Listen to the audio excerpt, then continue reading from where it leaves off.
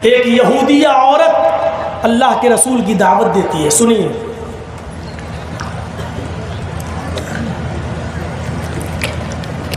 एक यहूदिया औरत अल्लाह के रसूल की दावत करती है। अल्लाह के रसूल ने दावत को कबूल कर लिया। यहूदिया के यहाँ आपने अपने साथी हजरत बशीर को लिया और कहा चलो, दो लोगों की दावत उसने दी, हम लोग चलते हैं। आप सहाबी रसूल हजरत बशीर के साथ उस यहूदिया औरत के घर तशरीफ ले गए। उसने खाने में जहर मिला दिया। सुना है ना वाकया? मैं मोहब्बत का मयार पूछना चाहता हूं, ऐसी मोहब्बत भी आपने देखी है? उसने खाने में जहर मिला दिया। अल्लाह के रसूल ने कहा खाओ। हजरत बशीर से आपने भी रोटी का लुकमा तोड़ा, आपने भी सालन में डुबोया, हजरत बशीर ने भी डुबोया। हजरत अल्लाह के रसूल ने मुंह में रखा, हजरत बशीर ने भी मुंह में रखा। हजरत बशीर ने लुकमा चबाया और खा गए। अल्लाह के रसूल ने लुकमे को चबाया, लेकिन कुछ अजीब जायका लगा।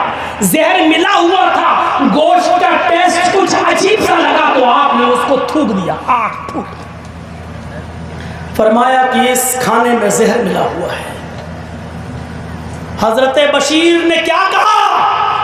अरे अल्लाह के रसूल, कसम है उस जात की जिसके कब्जे में मेरी जान है, जब खाने का लुकमा मैंने अपने मुंह में रखा, मुझे उसी वक्त पता चल गया था कि खाने का टेस्ट और जायका बदला हुआ है। मुझे बड़ा मजा नजर आया। आपने कहा बशीर फिर तुमने थूका क्यों नहीं? फरमाया अल्लाह के रसूल, मेरे सामने अल्लाह का प्यारा नबी बैठा है, अल्लाह का प्यारा रसूल बैठा है। मेरी गैरत ने गवारा नहीं किया कि मुंह का लुकमा आपके सामने थूकूं। मैंने बेअदबी महसूस की, मैंने आपकी बेइज्जती महसूस की। अगर मैं थूकूंगा तो ये आपकी शान में गुस्ताखी ना हो। मैं उस जहरीले लुकमे को खा गया। उस जहर के असर से हजरत बशीर बाद में इंतकाल कर गए। अल्लाह के रसूल ने अपना किसास तो माफ कर दिया। यहूदिया तूने मुझे जहर दिया, मैंने तुझे माफ कर दिया, लेकिन हजरत बशीर जो तेरे दिए हुए जहर से इंतकाल कर गए, उनका किसास लिया जाएगा। मजमे आम में उस यहूदिया औरत को लाया गया और उसको कत्ल कर दिया गया। हजरत बशीर का किसास लिया गया, क्योंकि इस्लाम में कत्ल का बदला कत्ल है, उसका किसास लिया गया।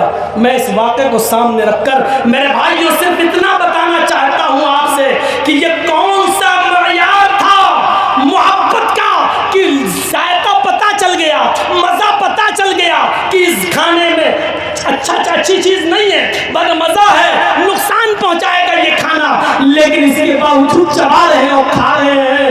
ये थूक इसलिए नहीं रहे हैं कि मोहम्मद रसूलुल्लाह की बेअदबी हो जाएगी। ये मोहब्बत का कौन सा मयार था?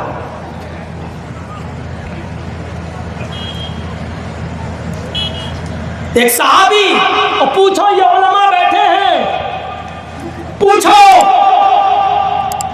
अल्लाह के रसूल ने एक सहाबी के हाथ में सोने की अंगूठी देखी, और मुस्लिम शरीफ की हदीस, एक सहाबी के हाथ में सोने की अंगूठी देखी। आपने देखा है? उठाओ मुस्लिम शरीफ किताबुल लिबास। आपने फरमाया इधर आओ, ये सोने की है? हाँ। आपने निकाला, फनज़अहू, आपने उसको निकाला, फतरहू, और आपने उस अंगूठी को जमीन पर फेंक दिया। और सुन लो, मोहब्बत रसूल का ये कौन सा मयार था? सोने की अंगूठी को सहाबी रसूल की उंगली से निकाल रहे हैं और उसको जमीन पर फेंक दिया, और कहा किसी मर्द के लिए जायज नहीं कि वो सोने की अंगूठी पहने। क्या कहा? किसी मर्द के लिए जायज नहीं कि वो सोने की अंगूठी पहने। इससे क्या नतीजा निकलता है? इससे नतीजा निकलता है कि औरतें सोने की अंगूठी पहन सकती हैं, मर्द के लिए जायज नहीं है।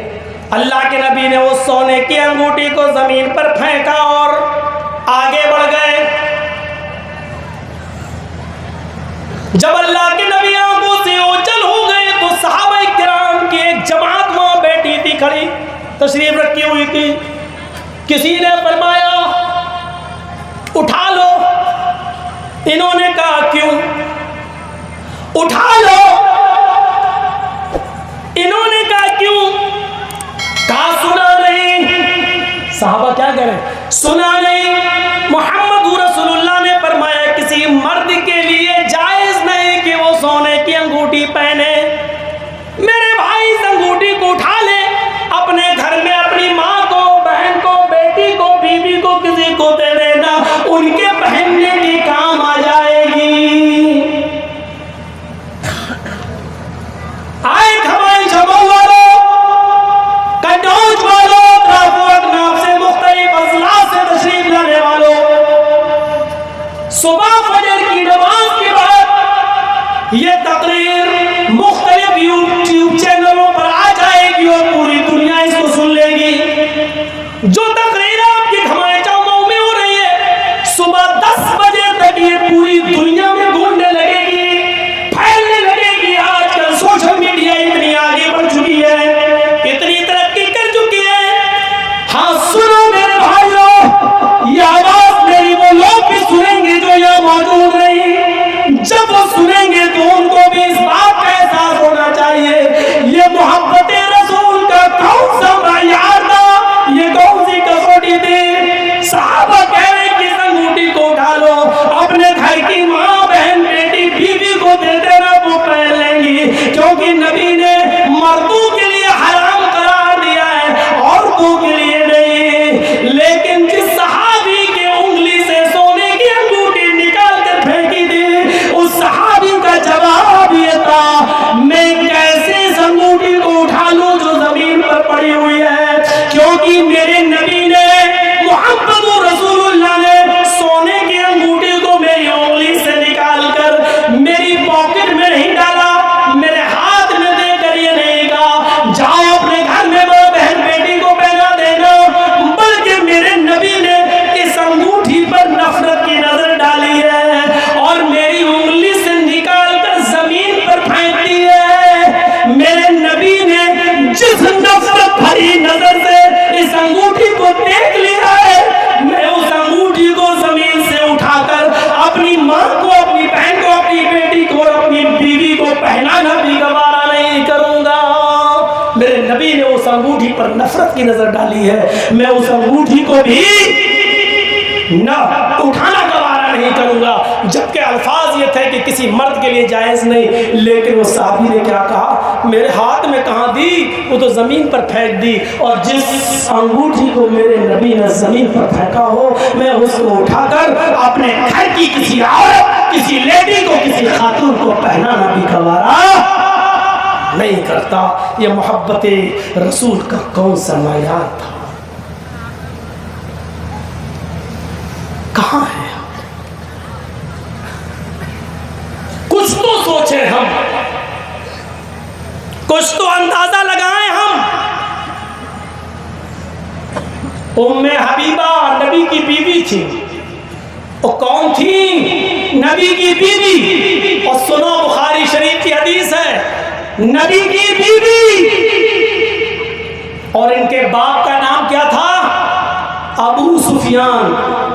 बाद में इस्लाम लाए, पहले इस्लाम नहीं लाए थे, पहले कट्टर दुश्मन थे। ये वही अबू सुफियान थे जो 100 ऊंटों के लालच में नबी की गर्दन उड़ाने के लिए भी गए थे।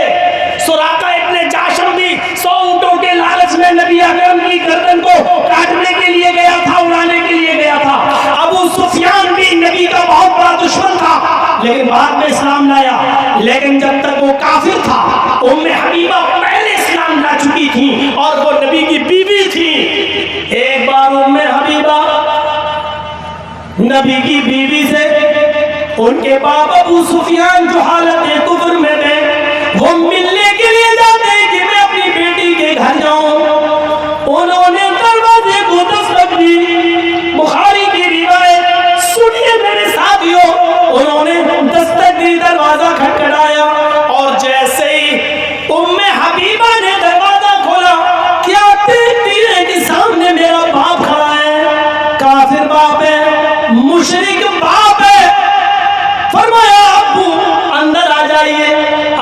सुफियान अंदर जाते हैं, जैसे बिछे हुए बिस्तर को देखता अबू सुफियान उसके ऊपर बैठना चाहता है। उम्मे हबीबा कहते हैं मेरे अब्बू रुक जाइए, रुक जाइए। उन्होंने बिस्तर को लपेट दिया, उस बिस्तर को उन्होंने लपेट दिया और सादा चटाई बिछी रहने दी। फरमाया आए अब्बू जान इस चटाई पर बैठ जाइए। अबू सुफियान ने बड़े ताज्जुब से पूछा, ओ मेरी बेटी, ओ मेरी बेटी, आए उम्मे हबीबा, आए नबी की बीबी, मेरी लखती जिगर, मेरी बेटी तूने बिस्तर को क्यों लपेट दिया?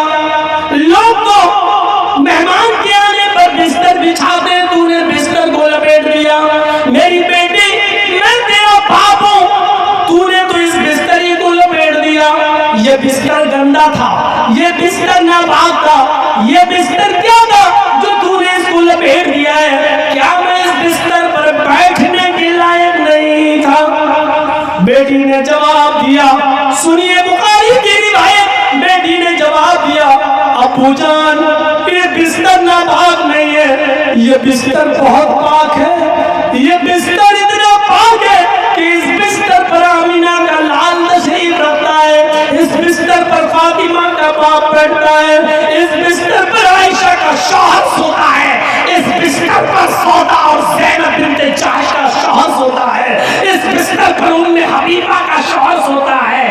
उम्मे हबीबा यानी आपकी बेटी का शौहर हस्बैंड इस बिस्तर पर सोता है।